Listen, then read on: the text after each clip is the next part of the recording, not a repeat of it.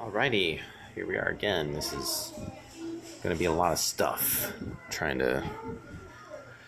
Oh my gosh! I just opened this cup full of something, and it just exploded. I don't know. I think I just exploded a can of something. I didn't see that.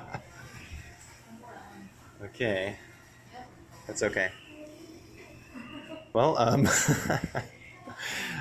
still here at Subway, just trying to get life. Oh, 谢谢. Thanks. Get life organized, and I just realized that it's easier to do a podcast than it is to do.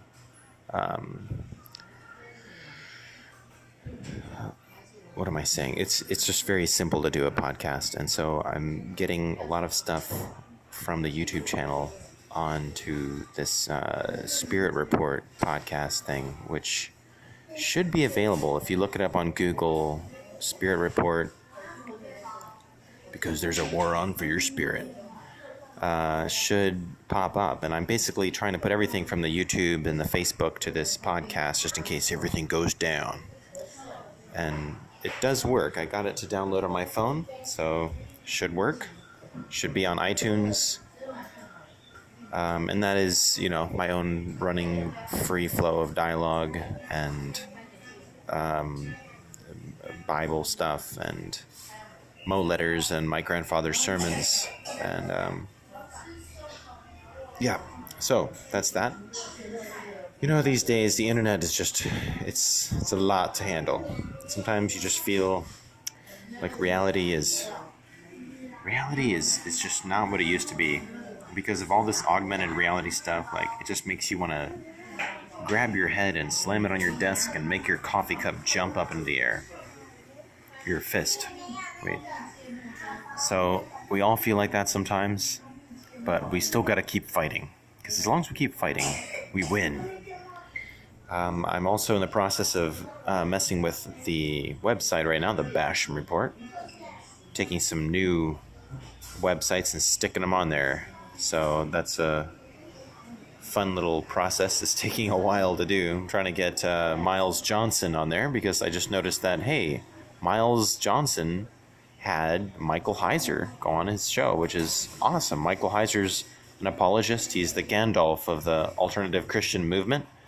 And I'm hoping that there will be more of that kind of intertwining of Christians with the New Age. Not saying that they should join each other, but, that we can at least get them, talking to each other a little bit. I'm sitting here in a Subway and kind of losing my mind over the fact that, not only is this Asia, but the fact that there are huge apparitions in the olives that look like ghosts staring at me. And not only that, but just the fact that these are giant chunks of cheese, giant tomatoes. It's just very bizarre. What goes on around here? You can stare into that cheese and it just looks so real, and it's so high definition, and you start to think that it's really that big and it's really there, and you could really reach out and grab one of those strands of cheese with your hand and chew it.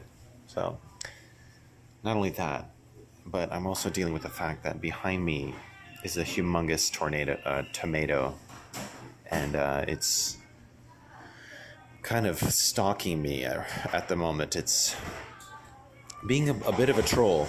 I don't really know what to do with there's a giant tomato hanging out right behind me. So I'm just going to try to focus on stuff here and get back to work. What else? Oh, right. Having an interesting prophecy session with a mystic, discussing some of these interplanetary traveling dream things. And this is such a cool dream. I'm not allowed to share it quite yet. I'm just recording it. But we will get to that at some point.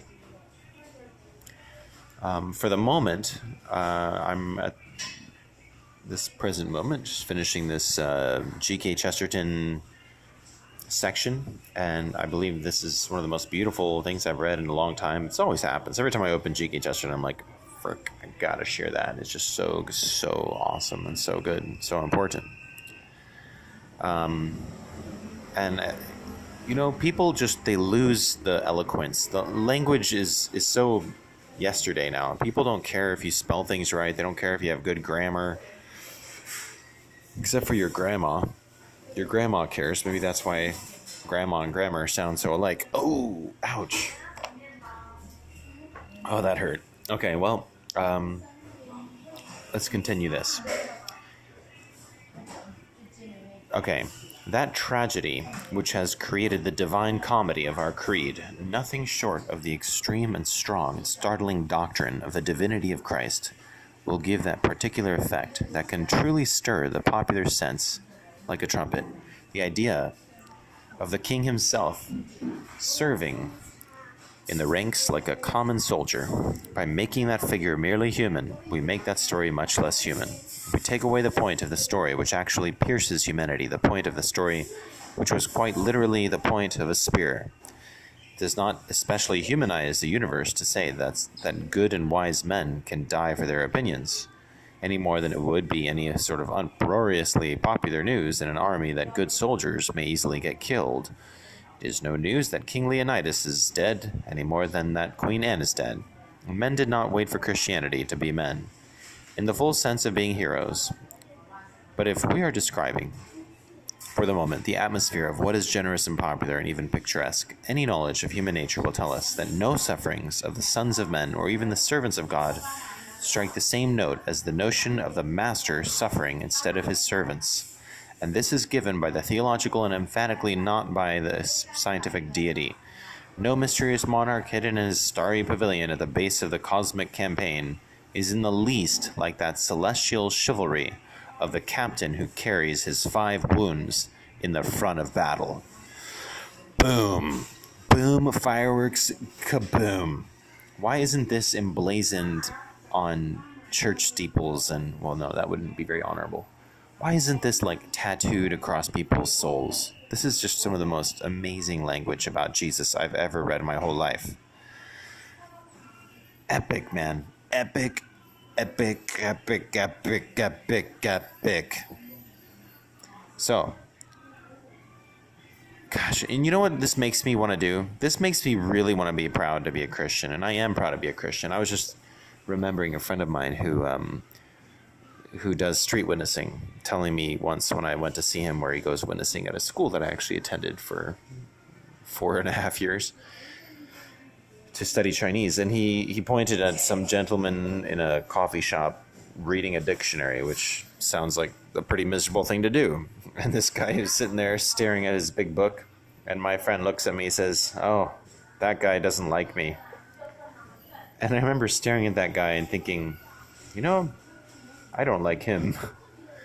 And just the fact that people look down on Christians so much, especially missionaries, especially street witnessers, that they tend to say, he's just out of his mind, whatever, blah, blah, blah. And that they ostracize them. It almost makes you really want to get, I don't know if zealous is the right word, but you want to, when you really love something, it tends to hate the opposite thing. And when you have someone that is full of egotistical pride and just arrogance that tells you, I think your sister's movie Realm, it was okay. It wasn't bad. It was a good movie. It was well done. They had good ideas in it. Okay movie. Here, I'll just pull it up right here while we're talking about it. But, and then they kind of leaned over. This is a atheist doctor, friend of my family's. And he was like, "You know what? The only problem with this movie, it's so religious. Why does it have to be so religious?" And for some reason that statement kind of echoed through my head for a while. I was like, oh my gosh, that's disgusting. Why should I even honor someone like that just talks to you to your face about your family's work how they're so religious. They're so into God. It's just so gross. Ew.